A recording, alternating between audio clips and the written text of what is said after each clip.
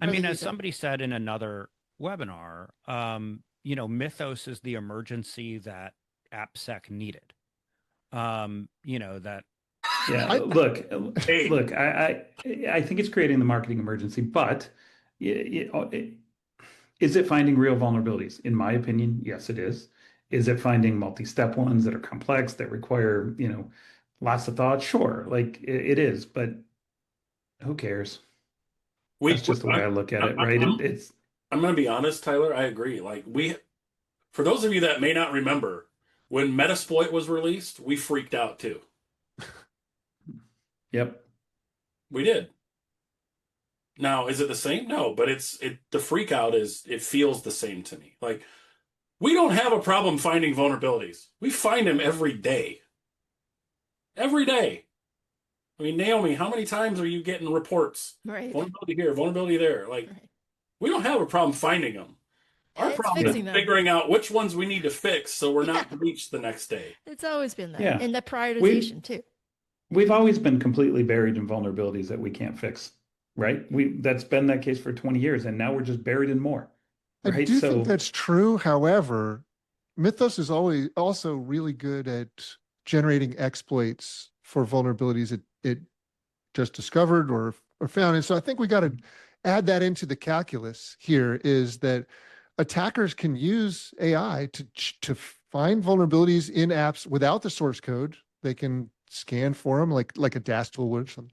And they can generate viable exploits. That's hard work.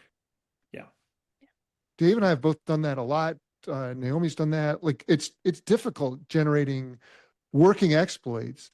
And so that lowers the bar for attacks a lot. And I think it changes the calculus here. Yeah, I mean, I want to make it very clear though, like it is hard to generate working exploits, but it's also really hard to take an exploit and weaponize it.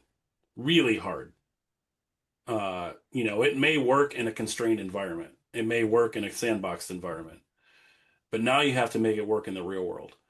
Uh, Yeah, tell that to the Linux kernel, right? Like they got beat to hell the last few weeks anyways, right? With stuff that's been in the Linux kernel, vulns that have been in the Linux kernel for 18 sure. or more years that are now exploitable with full RCE, right? Like, Yeah, but I but mean, but getting to the point where you can weaponize that, I now need local access on Linux. Now, that may sound easy, but in an environment like a massive financial institution or someone who's spent years with 75 firewalls between the malicious actor and where that Linux kernel is running, I most mean, that's most hard. attacks, even at the app layer, most attacks are attacks of opportunity. So Sure. that's a situation where, okay, we got that weaponized. Now let's look where we can get shells, right? Like it's not like, oh, I want to attack Bank of America, random company. I'm not pointing out Bank of America, but like random big bank X. And it's like, oh, let's use this RCE. And I just created this exploit one and it's a Linux kernel thing and I'm going to use it on that target. It's more like, oh, I created this new exploit. It's badass. I'm the only person that has it.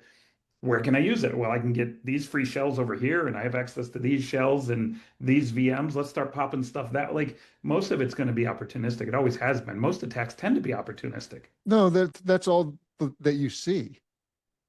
You don't have any data of the ones that nobody saw because they were a targeted attack where they went in and did their thing and escaped and nobody ever noticed it. And there's a lot of that going on. Sure.